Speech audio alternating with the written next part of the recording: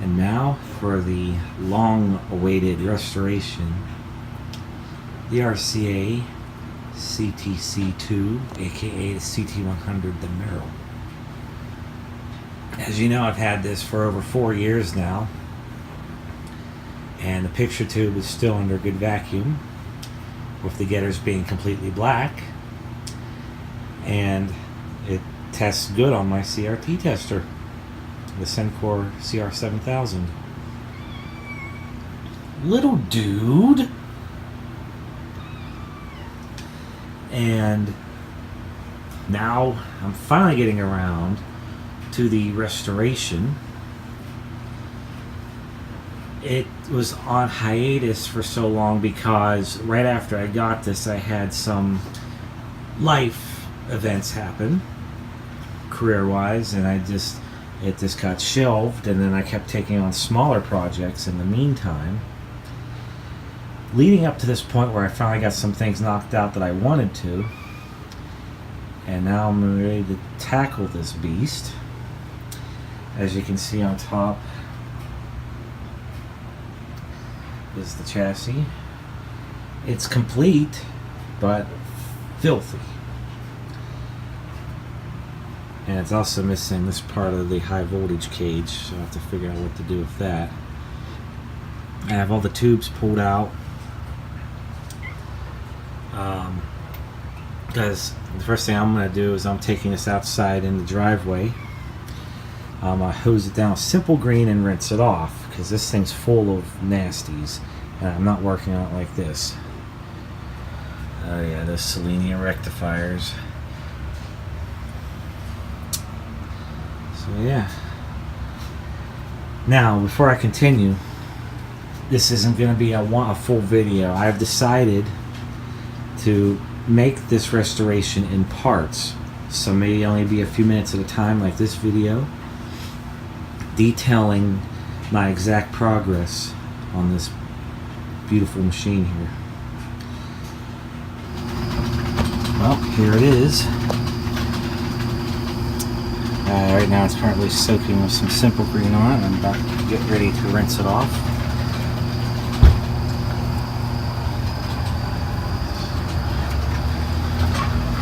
So let's do this. And here's the underside after I just got done spraying some simple green and hosing it off.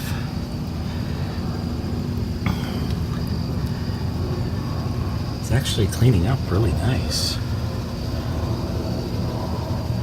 So this is what I'm going to have to tackle when I'm in here.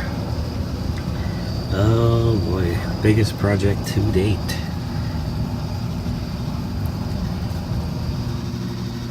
Okay, and there it is after simple greening it twice, rinsing it thoroughly. And I'm going to leave it sit out here for a little bit, let it dry a little bit, and then I'm going to put it on the workbench. As you can see, it looks drastically better. Although a lot of surface rust, but we'll take care of that at a later point. But as you see, the rest of it looks great. Let's start somewhere.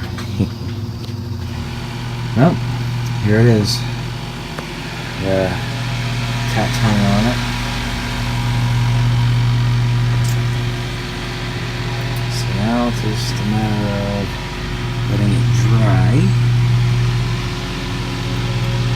And then going from there.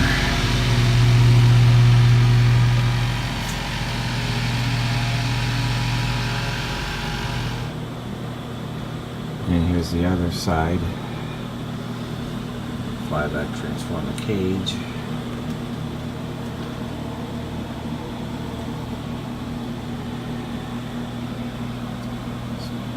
It's completely dried off by now. It's been a few days, but it got pretty rusty. Some things I'm going to have to spray paint black. So now I'm going to flip it on its side. Okay, and here's the bottom in better light. Yeah, I got a lot of work ahead of me here. All of these white inductors, here's one that kind of lost all its casing, are going to have to be replaced because every one of them is going to be bad.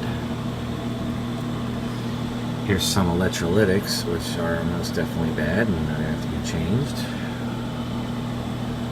All the other capacitors are going to be changed. I'm going to have to, I don't have any stock on those. I'm going to have to build up a stock. And who knows what carbon composition resistors are out of tolerance. Check all that and what else. So, at least what I can start with would probably be the electrolytics for now. And even the electrolytic cans on top. Those. This one, I may try my hand at restuffing them.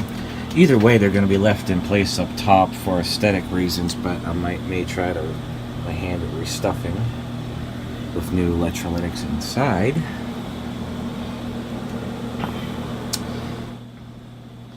Real quick before I get into this, I'm going to explain a little story on how we got this TV.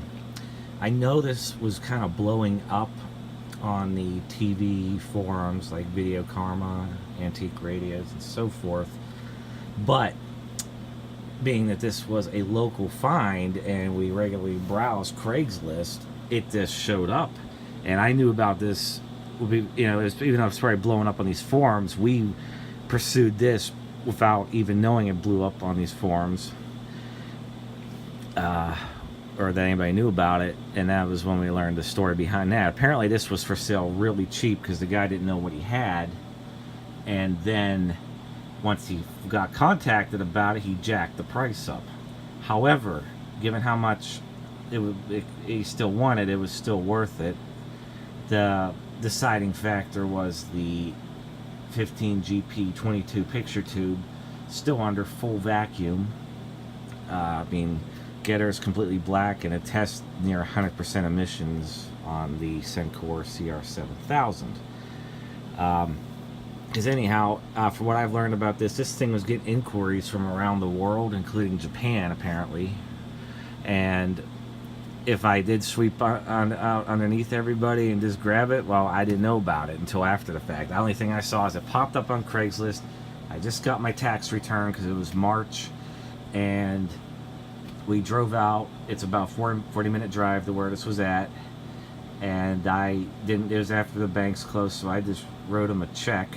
Had to give him my driver's license and stuff because, who's this stranger going to give me a check for $3,000? Well, after that everything was cool, because then I'll show you what they also sent me after the fact. But anyhow, got this home, and that's when I found out that it was a big thing there. This is the Sam's PhotoFact that was actually on eBay for only $3. I didn't need it, but got it anyhow. So yeah, this is the proper Sam's for it. This is the actual RCA service literature I downloaded offline, but lo and behold, here's the original one that the TV came with. It says copy, but it's an old copy. Pages are pretty yellowed.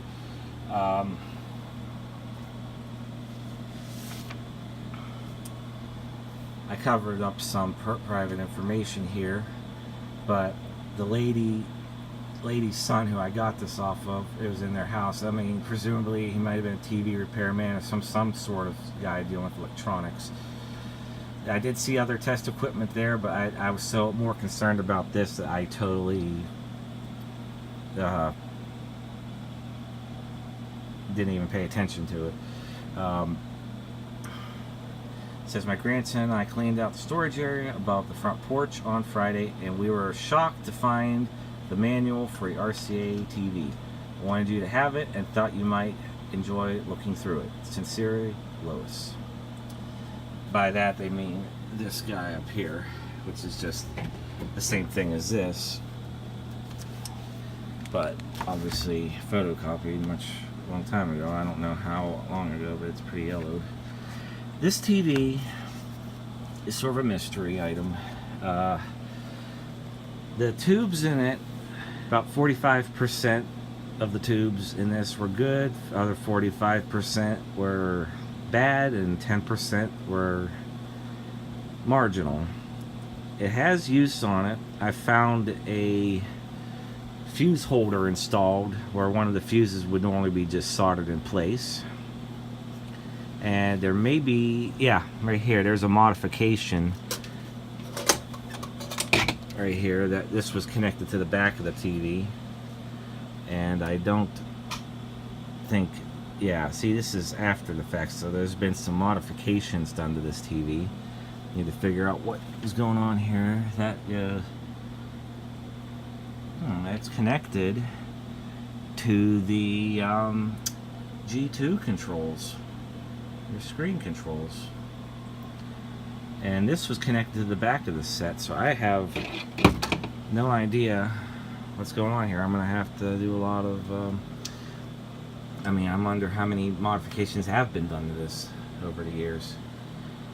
Anyways, like I said, the big thing is the CRT is still good. Now it's just a matter of getting the chassis back into operation. And then I am going to refinish the cabinet. And got to figure out what to do about a couple of the missing metal covers. But we'll go from there. Oh yeah. And I also downloaded this online. This is the actual manual for it.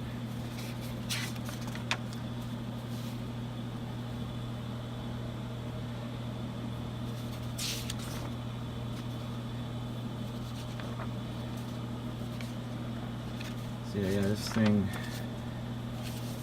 The other thing that's going to be real interesting, if I haven't mentioned this already, is this is one of the very few TVs made, NTSC TVs made, that fully use quadrature demodulation on the color I and Q.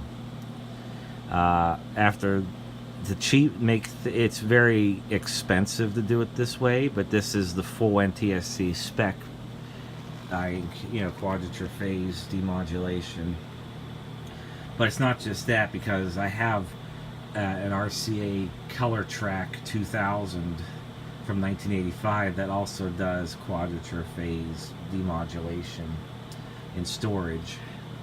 But what makes this so special is also the CRT, the phosphors. Everything on this conforms to the original NTSC specification for color as it was written back in 1954, and that's why I'm really anxious to see how this is going to look. Everything I keep reading say the picture's not really bright, but it's really saturated with color, and it looks like a Technicolor film. And if everybody say it's a really, really amazing difference, and combined with the full quadrature phase demodulation, it's, this thing uses 36 tubes plus the CRT for a total of 37.